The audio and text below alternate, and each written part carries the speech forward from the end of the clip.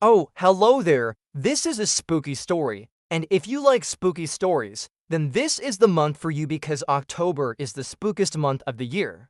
So today I'm gonna be reading you a spooky story. And if you like spooky stories, then leave a thumbs up down below. And if you want to hear more spooky stories, then consider subscribing. And now, without further ado, let's get started. The trees had no leaves, but they rustled anyway. Eli stepped into the woods at dusk, holding only a lantern. The air smelled of wet soil and something coppery. Behind him, the trail vanished without sound. The deeper he walked, the quieter the world became. Even his footsteps were swallowed by the moss. He saw a crow watching him from a branch with glassy eyes.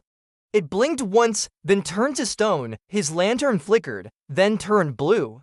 The flame danced to a rhythm he couldn't hear. From the distance, a voice whispered, "Not that way." He spun, but no one was there, only trees with bark shaped like faces. One tree had an open mouth in the trunk, dripping black sap. A wind blew, carrying laughter that wasn't human. Eli's name echoed softly through the branches. Each time it repeated, it came from a different direction. He whispered, "Who's there?" And the forest whispered back, "You." Roots slithered across the ground like snakes. They circled his boots, but didn't hold. Something wanted him to keep going. He passed a stone altar covered in fingernail scratches. A red scarf dangled from a tree, his sister's scarf, but she vanished here 3 years ago. He reached for it and a child's hand grabbed his wrist. He screamed, but the child was gone. Only the scarf remained, now stained with blood. The tree swayed, though there was no wind. A hole opened in the earth, circular, breathing. He climbed down without thinking. Below, the soil glowed faintly green. The tunnel pulsed like a throat swallowing. He heard a heartbeat that wasn't his. Walls of the tunnel were carved with names, his name, hundreds of times. A voice behind him whispered, "You've been here before." He turned. Nothing. He kept crawling deeper, the heartbeat growing louder. He reached a chamber lit with candles made of fingers. A shadow sat on a throne of bone, unmoving. Eli stepped forward and the shadow stood. It had no face, only a mouth where its chest should be.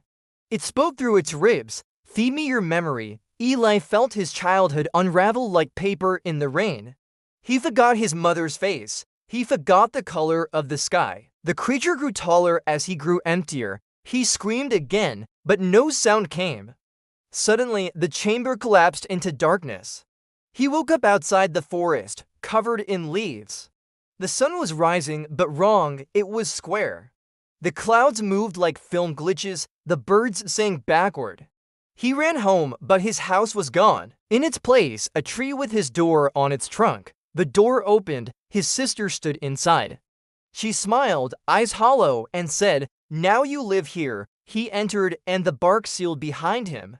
And now, if you walk past the forest at dusk, you'll hear it whisper, "Eli," then you'll hear it whisper your name. Thank you so much for listening to this spooky story. If you liked it, please leave a thumbs up down below. And if you want to hear more spooky stories or scary stories, then subscribe because I read those every Friday in October. Also, check out the description box down below because I have some scary stories on there that you can read right now, like The Hook Man or Mr. Red Eyes. Also, I have a podcast link down below where I read scary stories. So if you want to hear some really scary stories, go listen to that. And finally, I have a second channel link down below where I post writing shorts and flash fiction. And while you're at it, go follow my social media link down below because I post writing tips and random stuff. Thank you so much for listening, and I'll see you next time.